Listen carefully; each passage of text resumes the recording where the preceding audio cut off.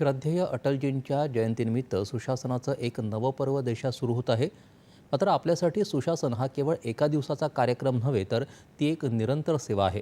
सुशासन ही भाजपाची ओळख आहे. आम्ही जनसामान्यांसाठी किती समर्पित आहोत हे आम्ही आमच्या कार्यातून सातत्यानं दाखवलं आहे, असं पंतप्रधान नरेंद्र मोदी यांनी म्हटलं आहे. मध्य प्रदेशमध्ये राष्ट्रीय नदीजोड योजनेअंतर्गत विविध प्रांतातील नद्यांना जोडणाऱ्या देशातल्या पहिल्या केन बेतवा या राष्ट्रीय प्रकल्पाची पायाभरणी आज खजुराहो इथं त्यांच्या हस्ते झाली. त्यावेळी ते बोलत होते. सुशासनासाठी उत्तम योजनांबरोबरच त्या लागू करणंही तितकंच महत्त्वाचं आहे, असं ते म्हणाले. काँग्रेसनं केवळ घोषणा दिल्या, मात्र त्यांची अंमलबजावणी केली नाही, अशी टीका त्यांनी केली. सुशासन म्हणजे काय याची व्याख्याही त्यांनी विशद केली. सुशासन का मतलब ही यही है कि अपने ही हक के लिए नागरिक को सरकार के सामने हाथ फैलाना न पड़े, सरकारी दफ्तरों के चक्कर न काटने पड़े। और यही तो सैचुरेशन की 100% लाभार्थी को 100% लाभ से जोड़ने की हमारी नीति है। सुशासन का यही मंत्र भाजपा सरकारों को दूसरों से अलग करता है।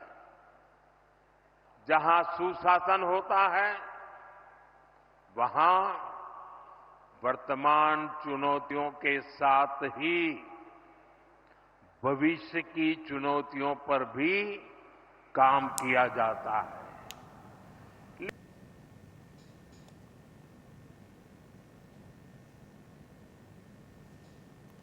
गेल्या दशकभरात सरकारनं जलसंधारणाच्या क्षेत्रात अभूतपूर्व काम केलं. आज आपलं सरकार नदीजोड अभियानाला चालना देत आहे. केन बेतवाचा प्रकल्प जलसुरक्षेच्या क्षेत्रात क्रांती घडवणारा ठरेल, असं पंतप्रधान म्हणाले. बुंदेलखंड प्रांतात हा प्रकल्प समृद्धी आणि संपत्ती आणणारा ठरेल, असं मोदी म्हणाले. जलसंधारणाचं आपलं धोरण डॉक्टर बाबासाहेब आंबेडकर यांच्या कार्यातून प्रेरणा घेऊनच सुरू आहे, असं त्यांनी सांगितलं. राष्ट्रीय जल आयोगाचे अध्यक्ष म्हणून डॉक्टर आंबेडकरांनी देशात जलनियोजन आणि संधारणाचा पाया घातला. मात्र दुर्दैवानं काँग्रेसनं त्याचं श्रेय त्यांना कधीही दिलं नाही, असं मोदी म्हणाले.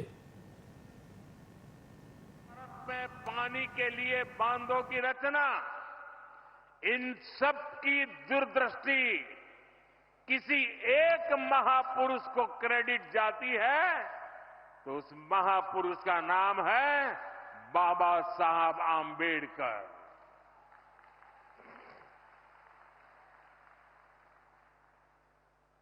भारत में जो बड़ी नदी घाटी परियोजनाएं बनी, इन परियोजनाओं के पीछे डॉक्टर बाबा साहब आंबेडकर का ही विजन था।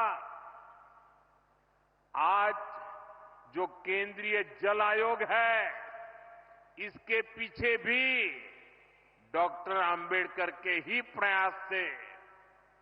लेकिन कांग्रेस ने कभी जल संरक्षण से जुड़े प्रयासों के लिए, बड़े बांधों के लिए बाबा साहब को श्रेय नहीं दिया, किसी को पता तक नहीं चलने दिया।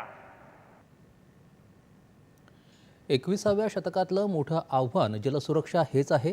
ज्या देशाकडे पुरेसं पाणी आहे तोच देश पुढे जाईल आणि यासाठी जलव्यवस्थापनाची गरज आहे, असं त्यांनी सांगितलं. मध्य प्रदेशचे शेतकरी आणि जनतेनं माता आणि भगिनींनी पाण्याच्या एकेका थेंबासाठी मोठा संघर्ष केला, कारण काँग्रेसनं कधी जलसंधारणासाठी कायमस्वरूपी उपाययोजना शोधल्या नाहीत, अशी टीका त्यांनी केली. भारतरत्न अटल बिहारी वाजपेयी यांचं 100वे जयंती वर्ष आणि नदीजोड प्रकल्पाची प्रत्यक्ष पायाभरणी हा एक अत्यंत दुर्लभ योगायोग आहे.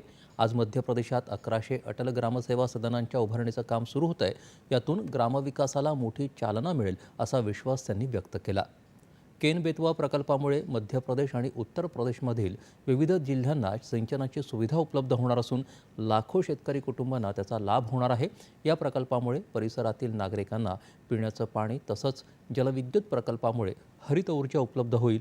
या प्रकल्पामुळे रोजगाराच्या अनेक संधी निर्माण होण्याबरोबरच ग्रामीण अर्थव्यवस्थेचं सबलीकरण होईल. यावेळी वाजपेयी यांच्या स्मरणार्थ पंतप्रधानांनी एक टपाल तिकीट आणि नाणंही प्रकाशित केलं. खांडवा जिल्ह्यातील ओंकारेश्वर इथल्या तरंगत्या सौर प्रकल्पाचं उद्घाटनही पंतप्रधानांनी केलं. हा प्रकल्प कार्बन उत्सर्जन कमी करेल. या प्रकल्पामुळे पाण्याचं बाष्पीभवन कमी होऊन जलसंधारणालाही मदत होईल. खजुराहोमधील अनेक विकास प्रकल्पांचं उद्घाटन आणि पायाभरणी देखील पंतप्रधानांच्या हस्ते झाली.